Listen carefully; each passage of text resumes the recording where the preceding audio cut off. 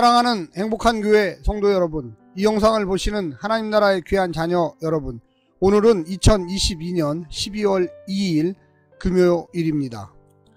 오늘 매일 성경 본문에서는 세상에서 벌어지는 모든 일은 하나님께서 정하신 적절한 때에 일어난다고 이야기하고 있습니다.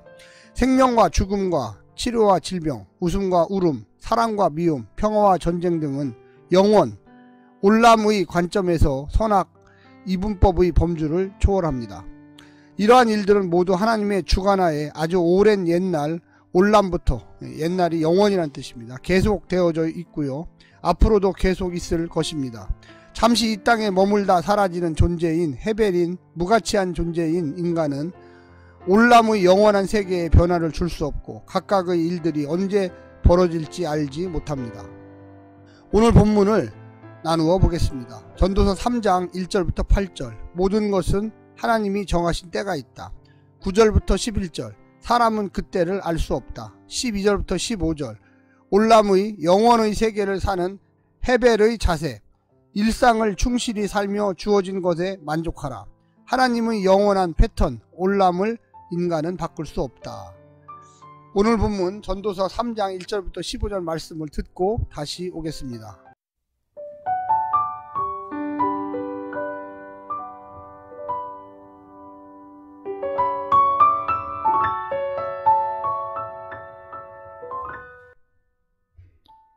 전도서 3장.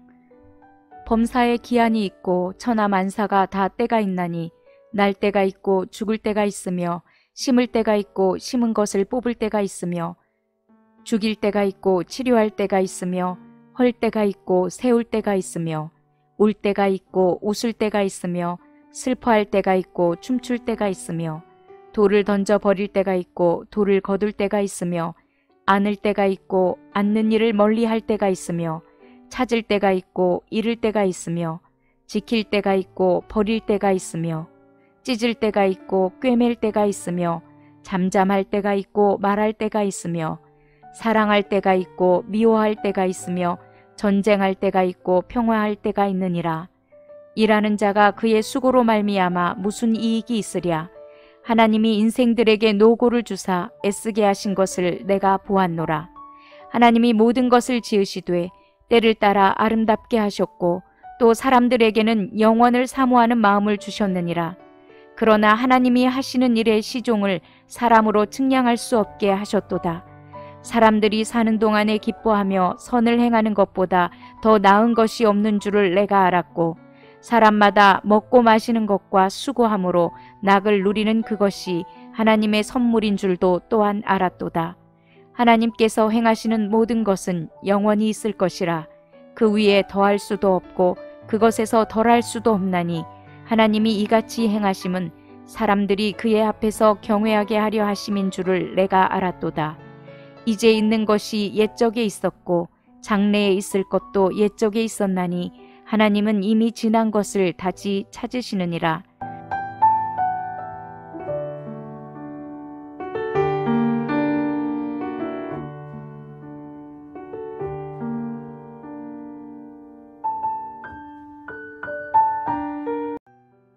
전도자 코엘렛은 이 장에서 전통적 규범적 지혜의 선과 악의 구별을 반성적으로 되돌아 봅니다.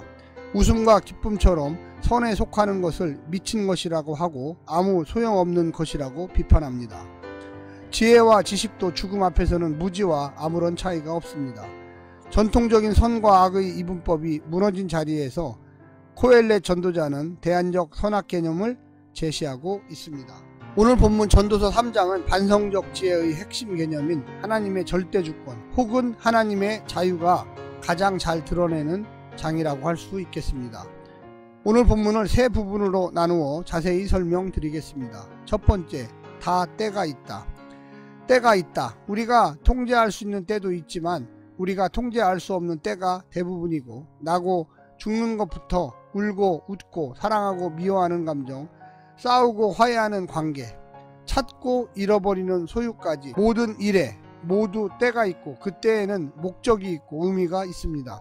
항상 무언가를 선택하지만 더 큰 그림, 영원 속에서 우리는 선택당하기도 하고 선택할 수밖에 없습니다. 모든 것이 우연 같지만 더 멀리 보면 필연이고 무의미해 보이지만 스스로 의미를 만들고 있고 당장은 이해할 수 없어도 저마다 사연이 있고 사정이 있습니다. 그렇다고 책임 회피와 숙명의 태도를 가져도 좋다는 것은 아닙니다.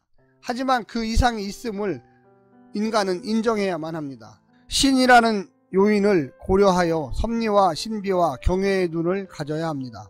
때는 우리에게 책임을 물으며 동시에 우리의 허물과 잘못과 무지를 자비로 감싸 안습니다.